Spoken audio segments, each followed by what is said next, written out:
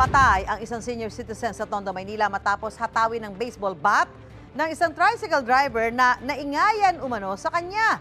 May unang balita si Jomer Apresto.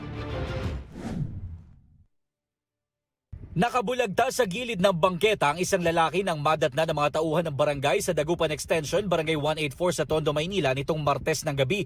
Ang 63 anyos na biktima, hinataw umano gamit ang baseball bat. Itinuturo ng kaanak ng biktima ang 37 anyos na kapitbahay nila na isang tricycle driver bilang suspect. Bumili po ako ng ulam. Nakita ko po, tumatakbo po yung bayaw ko, hinahabol po ni pinalo niya po dito.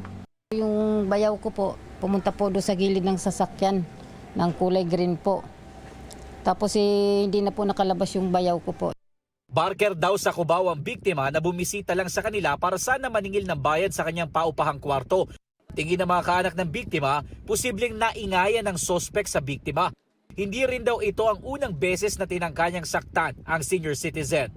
Pangatlo na pong beses yung inamba niya. Yung una po, inabol niya rin po ng taga.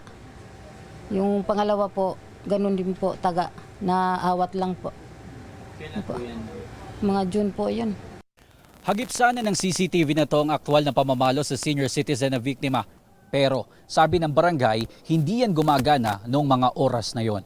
Paliwanag ng barangay, actually, nag-shutdown niya nung March pa, first quarter ng taon pa yata yan. Tapos, kanina lang nagawa. Actually, dapat kahapon gagawin niya ng umaga, pero dahil coding yung hindi nila nagawa. sabi pa ng barangay, hindi rin nila aktwal na nakita ang pamamalo dahil abala sila noon sa pagproseso sa nahuli nilang magnanakaw. Sinubukan daw awatin ng isa nilang tanod ang sospek noong makita na sinusundan nito ang biktima. Nang umakyat umano ang tanod para ipaalam sa iba pang taga-barangay ang nangyayari, doon na naganap ang krimen. Isinugod sa ospital ang biktima pero hindi na siya umabot ng buhay. Pinuntahan ng barangay ang bahay ng sospek pero nakatakas na siya sakay ng isang e-bike.